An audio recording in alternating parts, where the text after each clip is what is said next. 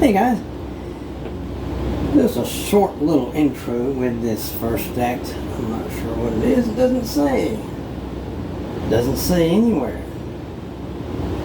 There's a number on the neck plate, but that's all you get.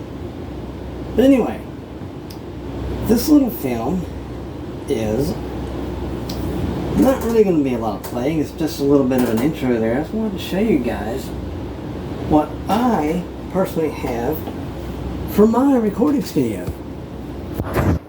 As you see, the phone is being moved.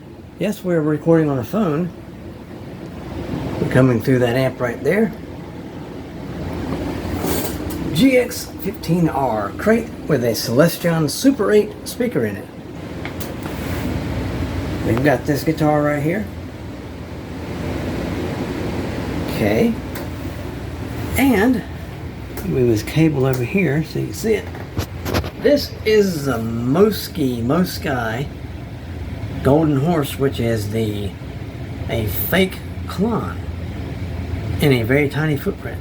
Now this right here is the horse brand. You see where it says camel right there, horse phaser. So, okay guys, you see this area right here. I lean the phone against that box right there and I brace it with that box so it won't fall down. Let me turn around here. That's my little chair I set my little butt in, which I didn't sit in there very long because I didn't have my cushion, because I have a bony buttocks. Anyway, back to the discussion at hand here. And I have a little fan to keep some air circulating. There is in the corner here my decibel meter. I guess my big mouth is making it think I'm talking 72 decibels, 74 decibels. I must have a big mouth, great Scott.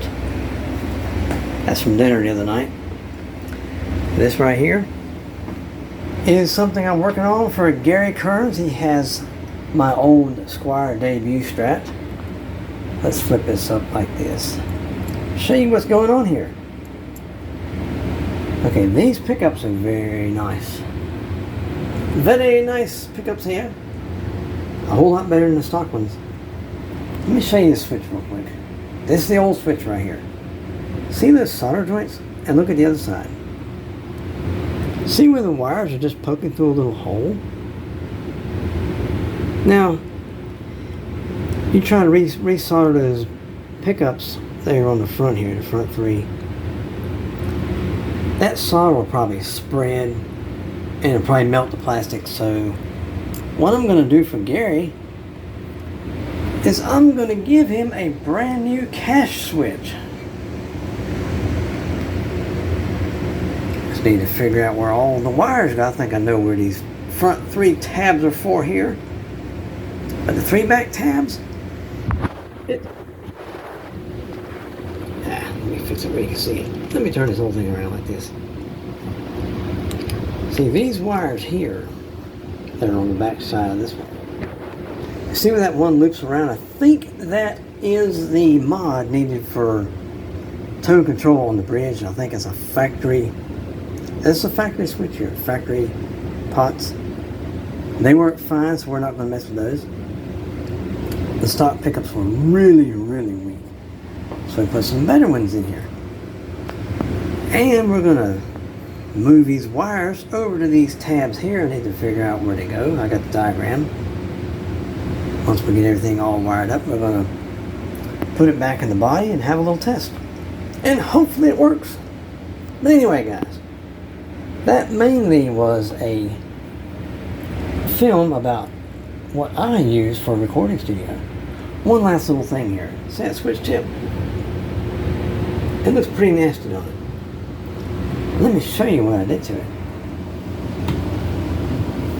I found some shoe polish paste. Of course, I do have this one right here too, that shoe polish right there. Now the paste makes it a little bit lighter than the liquid. Only did one coat on here, and it looks pretty nasty. You bring it up here like that. It looks like it's old. I took some 220 to it and scuffed it real good and did one coat. And you can tell it's a little shine to it. I guess hence the word shoe polish, right? But anyway, guys, I just wanted to share my little recording studio with you guys. I sat right here on this chair here, and this is what I'm facing. It's like this. You see me, but that's what I'm facing right here. The amp's right here. Probably about 3 feet from my head. And you can see where the volume is very, very low.